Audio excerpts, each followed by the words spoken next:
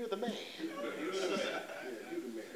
David, you're the one I'm talking about. This is what you've done. This is what you've done. And he says, the sword would never leave your house. That's right. You're going to have to pay. Just like your word says, 4 times. 4 times you are going to pay for what you've done. And you all know, I don't have time to deal with all of this, but you know what happened? David had a daughter by the name of Tamar. Tamar was a very beautiful girl. And he had another son by the name of Amnon from a different woman. And Amnon raped his sister Tamar. And when Amnon raped his sister Tamar, the sword falls once. Then you see, David had another son by the name of Absalom. Absalom heard what Amnon did to his sister, and Absalom rises up and kills his brother Amnon. The sword fell twice. And what happened was, we noticed with Tamar, she becomes bad. We don't hear about her anymore. The disrespect that she has to deal with, she's gone. The sword falls again. David has a boy, Absalom. He tries to coddle Absalom, try to bring Absalom close to him. Absalom rises up in his own kingdom and tries to take over for his own daddy. He rises up, and David, men one day had to go to battle against his own son and his army. David told Joab, he said, listen, when you go to battle against my son, if you see my son on the battlefield, I want you to do me a favor. Deal gently with him. This is a powerful lesson. Everybody will not deal with your children. Yes, sir. Yes, sir. The same way you will. Yes, sir.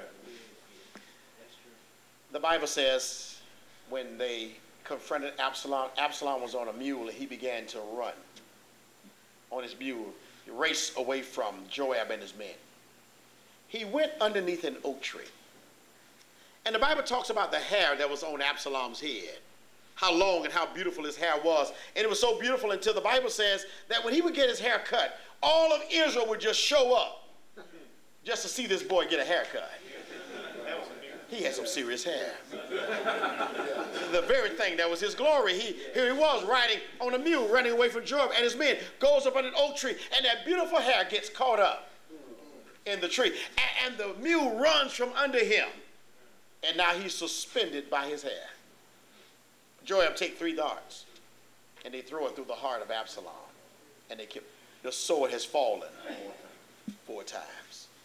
But through all of the tragedy, listen, I need to back up and go back, because Nathan, as he confronts David, one thing I do appreciate about David is David had to face the crisis of confrontation.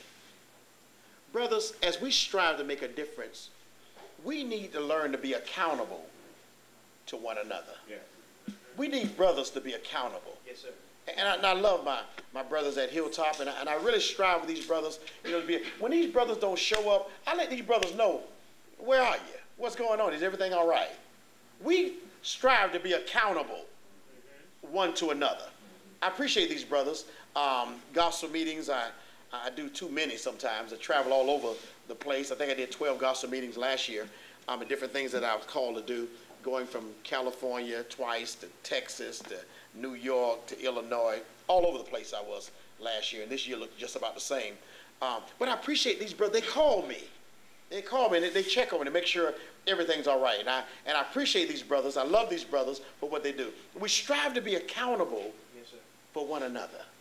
You need somebody, brothers, to be accountable to. You need somebody who can put you in check when you're not doing what you're supposed to be doing. You see, so many times our problem is, as men, so many times we look young men get messed up because they look for young ladies to tell them that, oh, you're really a man. A woman can't tell you whether or not you're a real man or not. How can a woman tell you're a real man and she's never been a man? Come on, sir. Yeah. The validation doesn't come from a woman. That's right. Show up. The way it was set up, brothers, the validation of a young man recognizing coming to manhood when his father can look at him and say, son, you're a man. Yes, sir. Yes, sir. You're a man. Because the difference, brother, between a man and a boy is a word called responsibility. Come on, It's an ability to respond.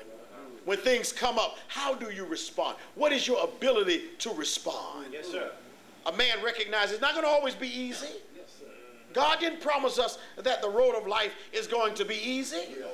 It's going to be tough sometimes. Yes. But listen, even though it's going to be tough, that's all right. Because through the toughness, God can bring us through the storm. And when he brings us out the other side, we're going to be better. Listen to the Bibles, brothers. Romans chapter 8, verse number 28. The Bible said, for we know. What do we know? We know that all things, they work together for good of those who love the Lord, who are called according to God's divine purpose. So it doesn't matter what happens in our life, brother, whether it's good or bad, God can bring good things out of bad things. I was listening, talking to my brothers today, was talking